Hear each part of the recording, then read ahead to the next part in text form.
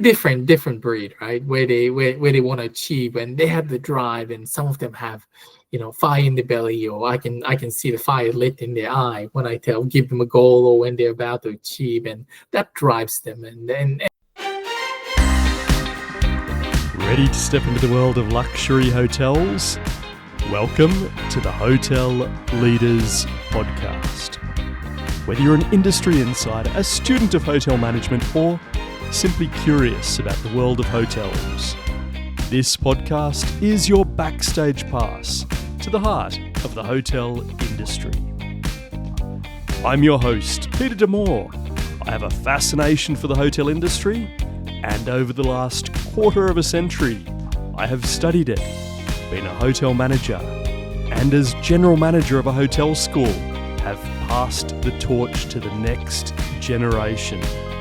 Now, as part of an emerging hotel industry tech startup, I am independent from any specific hotel or chain and able to talk about the industry with a balanced perspective and a certain level of expertise. It's time to check in. Marhaban and welcome to episode 18. Today, we're journeying back to Dubai and to the tallest building on the planet, the Burj Khalifa. There is only one hotel located within the Burj Khalifa, and it is the Armani Hotel Dubai. An exquisite 5-star property that exudes an almost understated confidence of the muted and elegant colours to which we associate the Armani brand. This is Giorgio Armani's masterpiece. The hotel offers 160 elegantly designed rooms and suites, including classic rooms, fountain suites, and the opulent Armani Dubai suite. Nightly rates range from $500 to more than $7,000 US. Culinary excellence is showcased at the Michelin-starred Armani restaurant, renowned for its contemporary Italian cuisine. The hotel's commitment to excellence has earned it prestigious accolades, including the Forbes Travel Guide 2025 5-Star Award. Its allure has attracted numerous celebrities, including the Kardashians. It has also served as the film location for major productions like Mission Impossible: Ghost Protocol, where we saw Tom Cruise scaling the hotel. Will Smith even had his picture taken on the tippy top of the building. Today, we're joined with a friend of the podcast, and it's a big welcome back to TAKEHIRO Ito, who will share his experience as the cluster sales director for the Armani Hotel, as well as a few other prestigious properties in Dubai. We'll explore topics such as strategy, leadership, marketing, and innovation.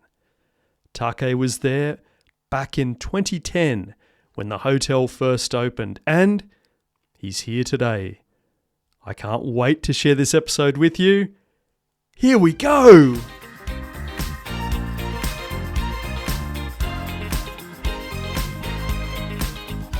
TAKEHIRO, welcome back to the show. Hi, Peter. Thank you very much for having me back. It was all about Guam on the last episode, and we're meeting up here in Dubai. Maybe if we start by setting the scene a little bit. So, if I remember correctly, just before you started in Dubai, you'd been working in China. I believe it was Dalian. Mm-hmm. You'd been there for a couple of years. What was the trigger? What made you go to this exciting destination in Dubai and particularly these hotels? Sure thing, Peter. I just finished the opening a property in a city called Dalian, which is in northern part of China, adjacent to North Korea and Russia. Look, it was very exciting indeed. But Dubai was one place where every single hotelier's place to be, or want to be. It's one of those bucket lists that as a hotelier that you're wanting to work. And this opportunity came by, and look, it's Ima was one of the rising star of hotel companies, local hotel companies based out of UAE. And again, being given an opportunity to work in Dubai, I just could not say no. And yeah, back then, no, I think my wife and I were already married. I asked my wife if she'll be interested to move, and she said, "Why not?" And yeah, we started packing, and 2 months down the track, once visas and everything settled, we landed in Dubai. And yeah, this is pretty much where I worked. Emaar owned downtown Dubai, which includes Dubai Mall, where they have, back then was 1,200 shops. It could well be way more than that. There's iconic hotels. Address Hotels is their own brand. They have Address Downtown, which is this one here, where back then in 2010, the average occupancy throughout the year was 95 plus. Now, this is unheard of. I worked in many properties. Continuously average occupancy of 95 plus, which is just pure insanity from any angle. Out of this world. That's incredible. Yeah. Oh, look, that was one property that our job was to say no, thank you, and no. Where we got to pretty much pick, where we pretty much had to pick and choose who we wanted at what rate we wanted. So we were very fortunate to have that property where they had direct access into Dubai Mall. It was very, very popular with GCC, which is Gulf clientele. And we had the Palace Old Town, which is very much a set in Arabic scene, where it was very popular with European and Asian clientele. And so it happens that the year I landed, a lot of Japanese companies are starting to build brochure based on that. So this property was really, really big hit to Asian clientele, not only Japan but China, as well as the rest of Southeast Asia too, because it kind of fits the perspective of what to be expected from the Arabian sort of scenery. So that fit the buck. And they had other properties within the surrounding, but these two were the two main ones. And they had beautiful property at the golf course too. Only 19 rooms, but adjacent to the golf course. But look, today's all about Armani, right? So Armani is set at Burj Khalifa, the tallest building on the planet today. It was complete. The building was completed in January 2010. 3 months later, the hotel opened up. So the hype was there. The tallest building was there. Who's going to take over who's going to do the management, or who's going to take that spot? Was none other than fashion maestro Giorgio Armani, who puts the hands up. He went in a joint venture with the CEO of Emaar. Then along came Armani Hotel Dubai, which was his first. He did build Milan a little bit down the track, but his first project was Armani. A lot of essence of his maestroship went into this property, but I'll get into details in a minute. So that's a start. Wonderful. Thank you for setting the scene. Remarkable hotels in a remarkable destination. Let's talk a little bit about the strategy and the market expansion. So when you first stepped into the role, what was your initial strategy to elevate sales across such a diverse group of properties? I think it's all about picking and choosing where the feeder market fits into what market. For example, Russian market or Scandinavian market, they obviously wanted beach access. Unfortunately, Dubai Central, as in downtown, does not have access to the beach. But we, as address, we had property in Marina, which is adjacent to the beach, where somewhat price sensitive compared to downtown. However, they wanted that access to the beach, so we obviously focus that property for European market, and especially in winter, CIS countries such as Russia and Belarus and Ukraine and places like that where they have to have sun. Because once they go home, it'll be -20 and whatnot, right? So that was all about that. And for Middle Eastern market, obviously, access to the mall is their biggest catch. So one of the property besides this downtown, there's a property called Address Mall, which also had direct access to Dubai Mall. That was very, very important. So when Armani opened, yes, we focused on we pretty much laid our hands on all market possible, including GCC, where we were shuttling clientele to Dubai Mall with a buggy, which made a world of difference because Reminds me of the Sheraton Mirage Port Douglas days. Yes, but then this mall was very luxurious in that sense. You get to have your Arabic coffee to tea to what have you. You name it, this buggy had it. So it's only a matter of look, it's not unwalkable, but in 40, 50 degrees heat, I think it certainly does make a difference to when it comes to exposing outside. To have that baggy access certainly did help. And we had to tailor our market to suit the feeder market per se. So it's not like, okay, here's what Giorgio have to offer, but tailored in a way that it can be well accepted by the feeder market clientele. So that's what we spend our time on, laying it out to each market. But look, I think it was very important to showcase what Giorgio Armani wanted to feature within the hotel. A lot of lid for the body soaps and shampoos and whatnot. It's from the rock. He picked it up somewhere on the beach in Italy, where he got inspired, and he just made a product lineup based upon that rock. So, when it comes to showcasing the hotel, there was a lot of elements and the essence that Giorgio Armani himself experienced and got his inspiration out of, and that's in a way that Armani Dubai was like, he's a painter, and the hotel is campus where he pretty much painted what he had in his mind, and he basically inputted those what's in his head into reality, right? So it was really interesting, and it was fun showcasing to the hotel when the client comes from different part of the world. When we showcase a hotel, and all I hear from all the business partner that I have exposed to was wow after wow. So that was it was really interesting to showcase the hotel too. Look, you obviously had a lot of success at the hotels, and I know you managed to grow the Japanese market by 66%, as well as simultaneously boosting, the Chinese, the UK, the US markets. Mhm. What were some of the tactics that you used that were most effective in this market growth? Mm.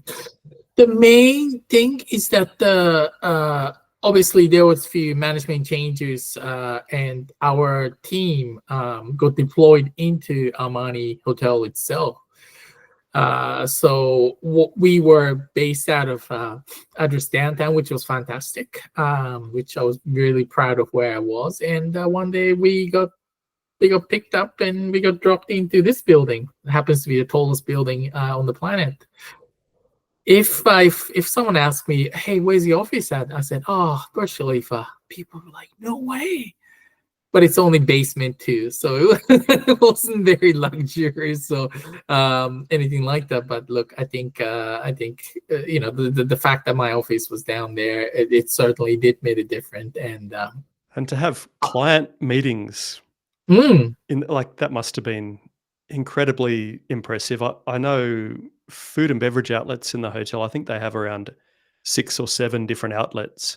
especially And Hashi, it's a Japanese fusion restaurants, but it's right outside. Or when you go outside on the balcony, you can pretty much see the fountains. throughout the night. So it was really it was a wow factor, and what a place to close the deal, right? Hey, let's have dinner, and here's your contract, and here's my pen, and sign on the dotted line. But it was definitely a deal closer spots. There was no two ways about it. Whether and it certainly did help a lot because people were coming to us thinking that we sell address hotels, and that was a fundamental core of the business. But look, we got Armani too, and it just opens up. There's a lot of clientele that I have dealt with. They're wholesalers, so they sell standard to luxury to ultra luxury, and that's where Armani fit into alongside with Burj Al Arab and one and only at Palms and whatnot. So it certainly did help them selling Dubai as a destination as a whole, where they don't have to go to 5-6 different properties. They can pretty much finish their brochure with on a higher category with just by talking to us.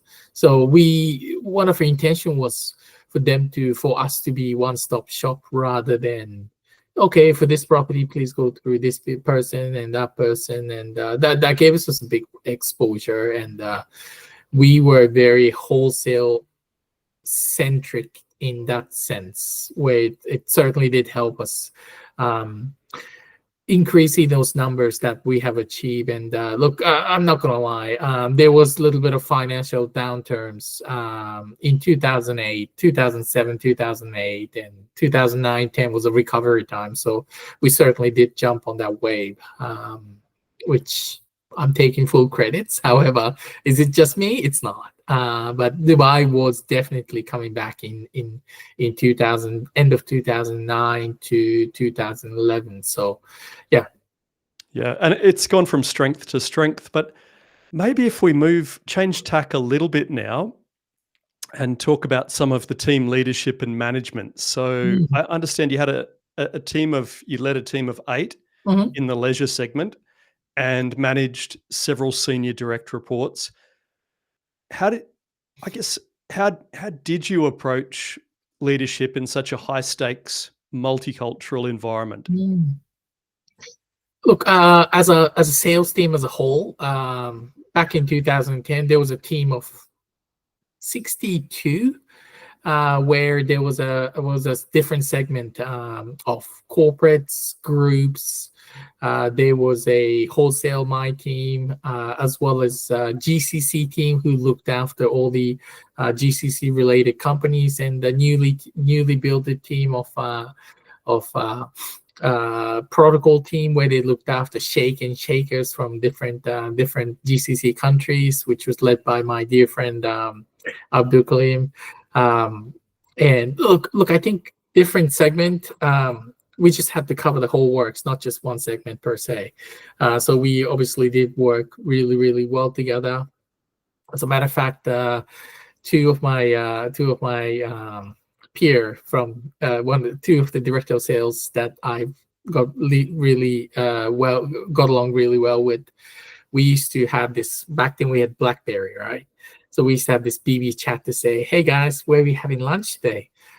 And one goes, "Oh, let's go to the Palace, the Old Town." And some goes, "Oh no, I want to eat that pasta in Armani." It's like, can we go somewhere else, guys? And they're like, no, I want this pasta. I'm like, okay, fine. I'll see you at 12 o'clock. They obviously won't rock up till 1 o'clock, but hey, that's just the way how things run in the Middle East. But where there was a platform for us to share information of how's things happening in his segmentation. Can we collaborate together? There are agents in Middle East, in GCC countries, where they may be looking for a rate, or where they may be looking for collaboration here and there. So that was, yes, we had luxurious lunch here and there and everywhere, but I think was great platform for us to discuss strategies. Such a buzzword, strategies, but yes, we had the opportunity to do that. So that was great. In terms of my team, Dubai was like a nationalities melting pot. Back in Southeast Asia or in China, when you say, "Hey, I'm an expat," like, great, you be well looked after. everything paid for, but Dubai is 80% of population in Dubai is back then. I don't know about now. 80 to 85 was expat because there's not much so-called Emiratis or Dubai locals living in Dubai because waitress to tailors to bankers, there's foreigners everywhere. So out of 60 team of 62, there was only 2 locals. Wow, that's incredible. Indeed. And my team, there was 6 different nationalities where I pretty much had to. There was no one size fits all. Yes, there was one size fits all. Is Friday and Saturday day off.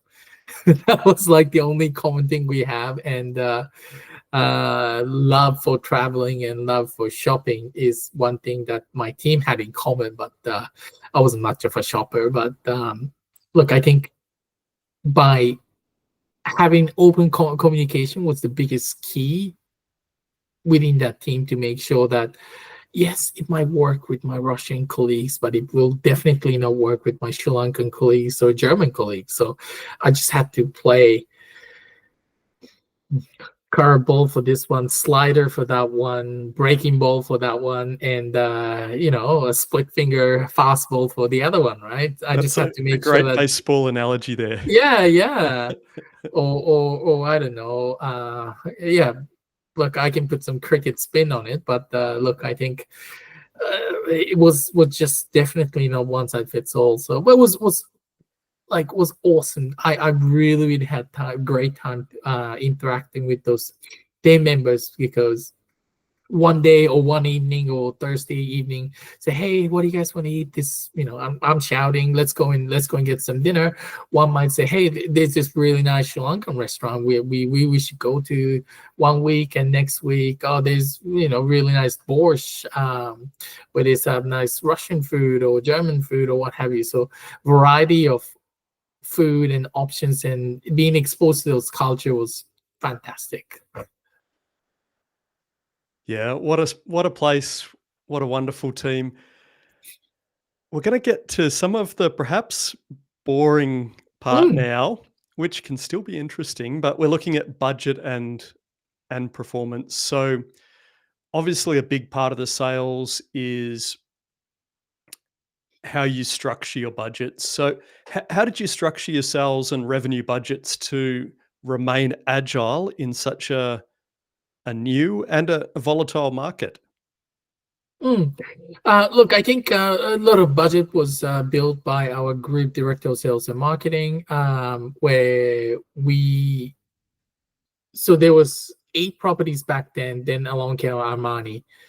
Um, a lot of budget were done on site. We were sort of like a sales team where we did a monthly forecast with all segment heads coming into one room. And, again, going back to the collaboration piece where I may be struggling in Marina. So one of my corporate team goes, put their hands up and said, okay, I can cover 500 room nights here for you. On the other hand, other properties might be struggling and said, look, I can jump in and do 300 there. So there was a collaboration of each segmentation to say where they can help, what they can help with, and by how much. Understanding what we are capable of bringing in, and then what other colleagues are capable of bringing in. So we had really good sort of like it was a bit like fish market in a way, like what can you do, how much have you got.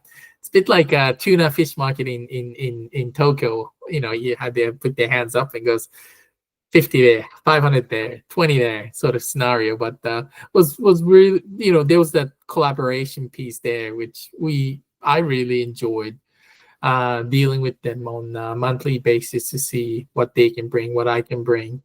But fundamentally, ledger segment was firing every month. So I think I was definitely at the right time, right place at the right time. Most definitely. Look, yeah, Mm. it's gone from strength to strength. Mm. In terms of maybe just go a little bit more detail there in terms of the risk and the resilience. So I noticed that one of your roles was to implement recovery plans to counter business threats. Can you tell us a little bit about a moment where you had to pivot quickly to protect revenue? Mm. So I think it's a lot to do with feeder market driven, right? If there's some, let's say, for example, if war breaks out in certain parts of the world, then we are going to lose all of that potential revenue out of it. So it's always one thing where I spend a lot of my time on is to see, contingency plan. If this market falls, what's our backup? Okay, I may have to drop $10, $15 here to take up the business from, let's say, I'm number one in this market. If I was to drop $15, $20, then I can go off the number two spot. So I always have that plan, and having that open conversation with business partner to say, hey, look, if I was to drop $20, can I take all of their pieces? It could be from different market, but yes, we were in that situation where we were able to have that conversation, being part of Address and Armani. We had that brand power, which certainly did help us. So did I, did I break the biggest mystery out of 5,000 years worth of uh, uh, quiz? No, I haven't. We definitely had that upper hand, which we were very fortunate with that. But we always had that contingency plan, and that was the main thing that got us going. If one fell, then we had a backup. If the next one fall off, then Dubai was really smart like that. When Dubai uh, marketed themselves, it's not the final destination. It's a transit destination to Europe, for example. One thing that Emirates did really well, stealing X amount of business out of Qantas, is obviously they had their code share with Qantas, and they fly into Dubai, spend a couple of days, then they went off to their European destination. So long haul, when it business class clientele, free ride into their hotel or wherever they may be are going within that Dubai. It was about 100-kilometer radius. They had fleet of cars waiting at the airport. I remember that much, for the business class. And I guess with being you and I both being based here in Australia, if you are traveling 15 to 20 hours, and if the price is right, then you'll jump on a business class, where transfers included to a certain extent, a day or two, depending on packages, but day or two accommodations included too in that flight, from certain packages. So they really marketed themselves as a transit destination, which certainly did help, especially with the long haul. Hmm. Look, a little bit of a silly question, but I have to ask it.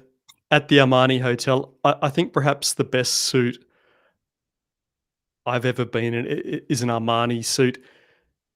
Did the staff have a special uniform? Maybe did they incorporate Armani into the uniform there as well? My understanding is that Giorgio Armani himself designed all staff uniform. Unfortunately, we were cluster sales.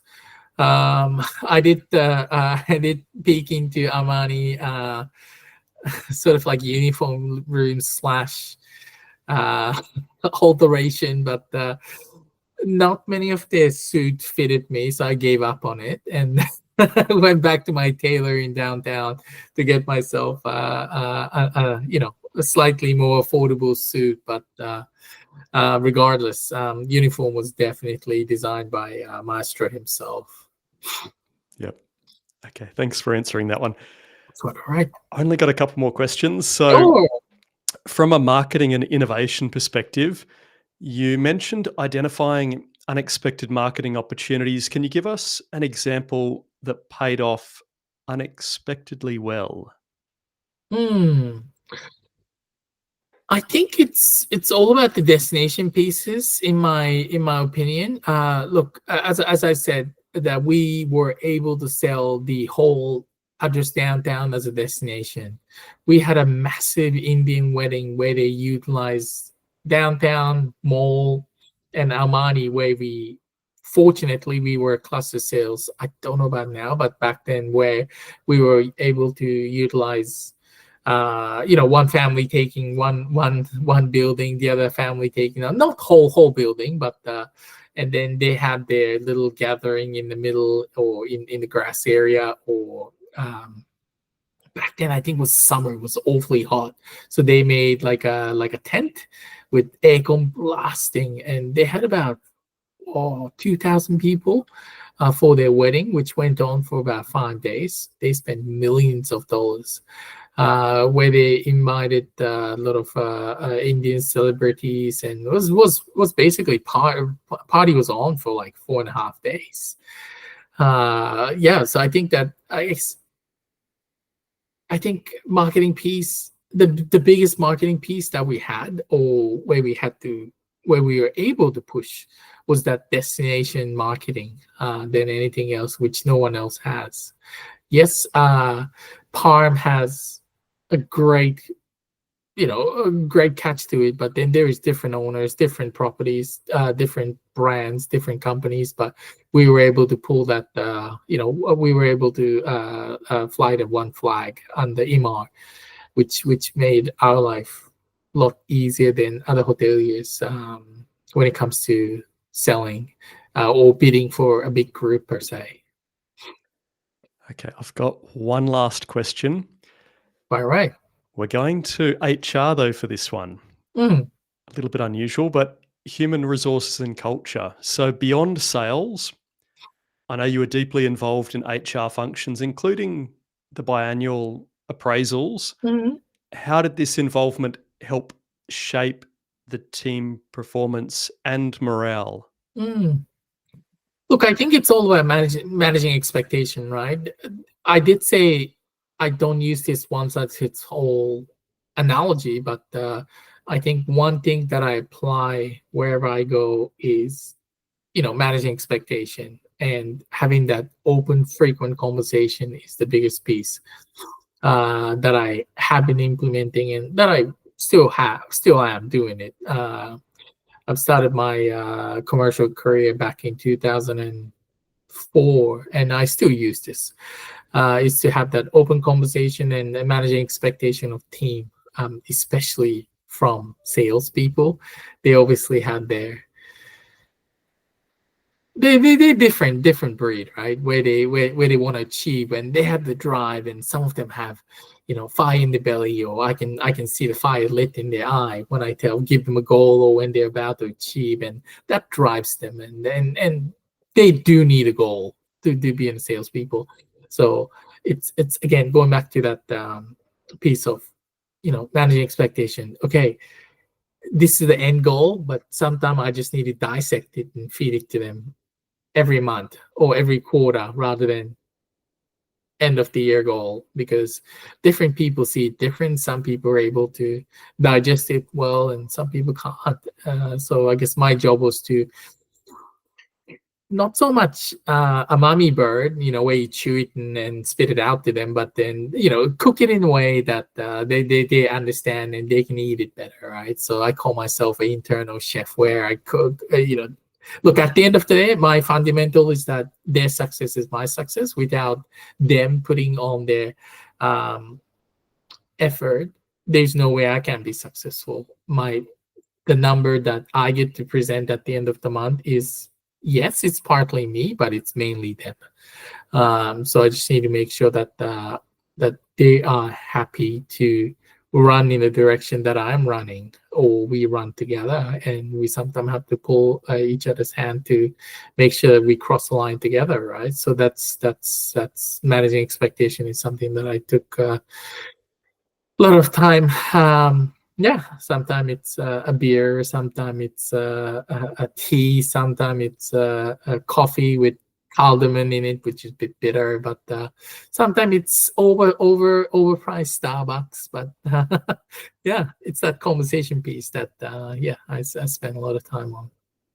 Oh, look, that's a wonderful spot to end the podcast. Thank you so much for bringing us into your world, into the world that you helped create, to this remarkable tourist destination, and still, more than 15 years down the track, the tallest building on earth, Burj Khalifa. Take, thank you so much. Not a problem, Peter. See you then. If you're wondering where today's video footage for the backdrop of the podcast came from, you'll find links in the description, with a big thanks to Victor Nesk, Dron Prog, Sky Vision, Wanderer Arrow, and of course, Amar, the visionaries behind the Burj Khalifa. Thank you for joining today's episode. I hope you're inspired, amazed, and enlightened as we unlocked the secrets of the hotel industry's most iconic leaders and iconic hotels. If you had a wonderful time, the best way to say thank you is to follow our podcast so that you never miss our monthly episodes. If you love luxury hotels, please check out our tech startup at www.refresh.app, where we hope one day to provide people on day trips access to the very best hotel rooms and facilities in the world. Farewell, until the next time you check in to the Hotel Leaders Podcast.